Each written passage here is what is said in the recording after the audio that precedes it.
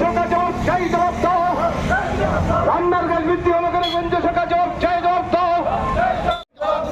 CBI আর দিচ্ছে না, অবিলম্বে ওয়াকফ আইন বাতিল করতে হবে।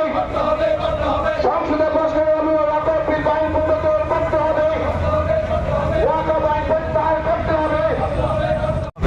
এইভাবে একটা বিরাট বোঝা তারা চাপিয়ে দিল।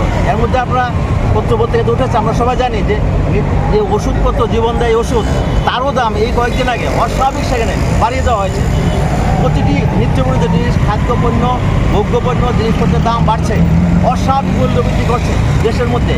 কাজে আজকে এই যে কেন্দ্রের মোদী সরকার, এই মোদী সরকারের জমানায় আমরা দেখতে পাচ্ছি প্রতিদিন নতুন নতুন আঘাত তারা মানুষের উপর নামিয়ে আনছে এবং মানুষের মধ্যে ভেদাভেদ তৈরি করেছে। এই নয়া ওয়াকফ আইন, এটার মধ্য দিয়ে বিশেষ করে যারা মুসলিম অংশের মানুষ, জনগণ, তাদের যে সাংবিধানিক যে মৌলিক যে ধর্মীয় অধিকার, সেটার উপরে তারা আঘাত আনার চেষ্টা করেছে এবং ইতিমধ্যে গোটা দেশ জুড়ে একটা আলোড়ন তৈরি হয়েছে। কাজেই এটা প্রত্যেকটা ধর্মের তার কিছু অধিকার থাকবে।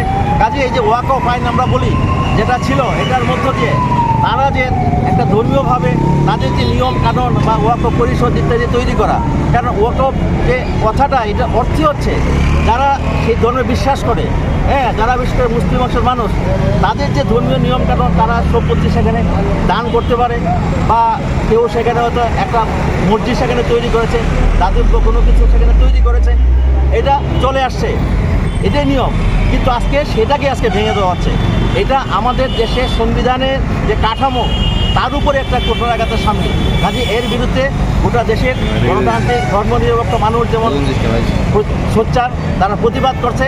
আমরাও এই অবিলম্বে এই নয়া ওয়াকফ আইন, যেটা তারা পাশ করে নিয়েছে লোকসভা রাজ্যসভাতে, এটা বাতিল করা এবং দ্রব্যমূল্য বৃদ্ধি রোধ করা, গ্যাসের বর্ধিত মূল্য প্রত্যাহার করা এবং পেট্রোল এবং ডিজেলের উপর যে আন্তঃশুল্ক চাপিয়ে দেওয়ার চেষ্টা হচ্ছে আবারও সেখানে নতুন করে। তাহলে পেট্রোল আর ডিজেলের আন্তঃশুল্ক বৃদ্ধি করা মানে আবারও সেখানে যানবাহনও সেখানে তার খরচ সেখানে বেড়ে যাবে, যাত্রী ভাড়া বাড়বে, মালামালের খরচ সেখানে বেড়ে যাবে, আরেকটা বোঝা সেখানে চাপিয়ে দেওয়ার আরেকটা চক্রান্ত সেখান থেকে শুরু হয়েছে। কাজে ঐক্য সংগতি যেমন রক্ষা করার জন্য আমরা লড়াই করছি, দ্রব্যমূল্য বৃদ্ধি রোধ, বেকারদের কর্মসংস্থান, সব কিছু নিয়ে আমাদের লড়াই সংগ্রাম। কাজে আমাদের এই দাবিগুলোকে নিয়েই আজকে সোচ্চার আন্দোলনে আমরা সামিল হয়েছি ডুবলি মহকুমা কমিটির পক্ষ থেকে সিপিআইএম। সিপিআইএম দিচ্ছে না, ইনকলাব জিন্দাবাদ। আমরা বলছি, আমি কেন্দ্র সরকার জবাব চাই, জবাব দাও। জীবনদায়ী ওষুধ